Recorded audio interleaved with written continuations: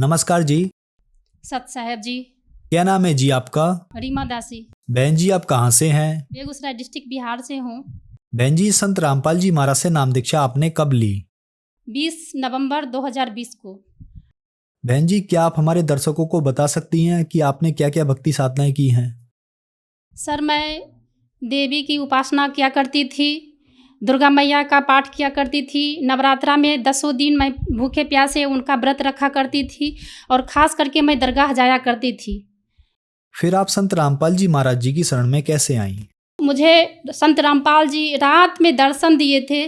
फिर वही 12-1 बजे रात में सोई हुई थी, अचानक लगा कि कोई बगल में ऐसे आ गए हैं। तो मैं कहता नहीं है कि सपने में वो आए और वो हकीकत में बदल गया। मैं एक संत रामपाल जी के भगत थे, वो मुझे 6 दिन पहले बुक दिए थे। वो बुक मैं कभी इस ओर कभी मेरा ध्यान नहीं जाता था। भक्ति भाव में, हिंदू भक्ति भाव में तो मुझे धर्म ही थोड़ा सा विश्वास ही नहीं था, क्योंकि मैं पहले भी भक्ति कर चुकी थी और एक गुरु बनाई थी जो सिमरिया बाबा के गुरु थे। उनके गुरु बनाने के बाद ही मैं स्कूल शुरू की थी और वहाँ से भागा भागी शुरू किए थे। तो हम दरगाह पे उनको भरोसा रखते थे, हम पीर बाबा पे भरोसा रखते थे।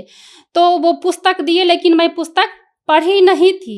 लेकिन हम देखे कि जो ये मेरे गुरु हैं और गुरु तो मुझे बनाना ही है, क्योंकि कहा जाता है कि हिंदू धर्म में बिना, या कोई भी धर्म हो, बिना गुरु का ज्ञान नहीं होता है और मोक्ष भी मिलता है। तभी आप कहीं भी शरण ले सकते हैं और भक्ति का पूरा पालन कर सकते हैं। तो उनका पुस्तक मैं रात में क्या करती थी कि पढ़ती नहीं थी, मुझे नींद आ जाता था। पुस्तक देखती थी कि नींद आ जाता था, मैं कलेजे पे रखी। 6 दिन के बाद मैं यहाँ, वो जो भगत जी आ रहे थे, रामपाल जी महाराज जी के भगत जी आ रहे थे, वो बोले बेटा तुम नहीं जाओ, पहले मर्यादा को समझ लो। मैं बोली ठीक है, मैं मर्यादा को समझ चुकी हूँ, मुझे नाम लेना ही है, गुरु जी बनाना ही है। जब हम उस सेंटर पे गए और देखिए कि उनका पूरा पोस्टर लगा हुआ है, तो तभी मैं उनसे नाम दान लिया संत रामपाल जी महाराज जी से, और उनको मैं गुरु बनाई। तभी से मुझे लाभ मिलना शुरू हो गया। संत रामपाल जी महाराज जी के शरण में आने के बाद आपको क्या क्या लाभ मिलना शुरू हुए? सबसे पहला लाभ मिला कि मैं जो इधर उधर भाग रही थी, मैं भटक रही थी, तो मैं घर में अस्थायी होने लगी। मेरा जो दिमाग था कंट्रोल होने लगा। जो भूत प्रेत का बाधा था, मैं सुसाइड करना चाहती थी, मैं घर में रहना शुरू कर दी। दूसरा लाभ मिला कि मेरे घर के जितने भी सदस्य थे भूखे प्यासे रहा करते थे, मैं भाग भूग करती थी। मेरा मकान, रूम भाड़ा सब नहीं लग पाता था, तो भाड़ा लग गया और कम से कम 10-15 हज़ार रुपया आने लगा घर में, जो राशन पानी घर में भरपूर होने लगा।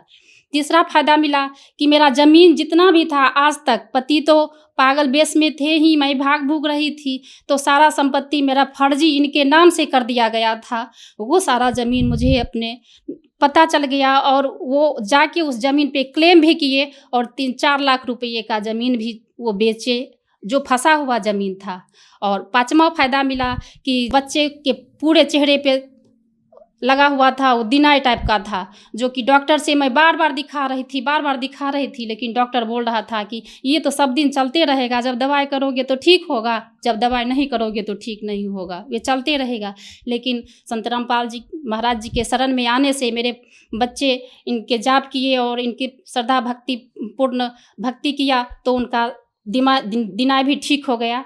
और इसी तरह से मैं अभी भी चंगी हूँ और घर में इनकी अपना सत्संग भी चला रही हूँ। बहुत सारे लाभ मिले संत रामपाल जी महाराज जी के शरण में आने के बाद। पति मेरे बहुत नशा करते थे और हमेशा हम पर शक किया करते थे। गांजा, दारू, गुटखा, अभी भी मुंह में छाला पड़ा हुआ है। पहले तो उनको पेशाब के रास्ते में जख्म था, तो ये सब अभी ठीक हो गया और परमात्मा के कृपा से, संत रामपाल जी की कृपा से अभी मुंह के छाले भी उनको कंट्रोल में है।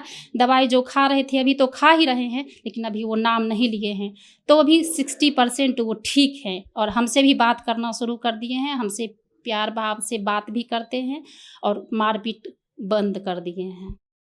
संत रामपाल जी महाराज से नाम दीक्षा लेने के बाद आपको बहुत सारे लाभ मिले। जो दर्शक आज आपको टीवी पर देख रहे हैं, उनके लिए आप क्या कहना चाहेंगी?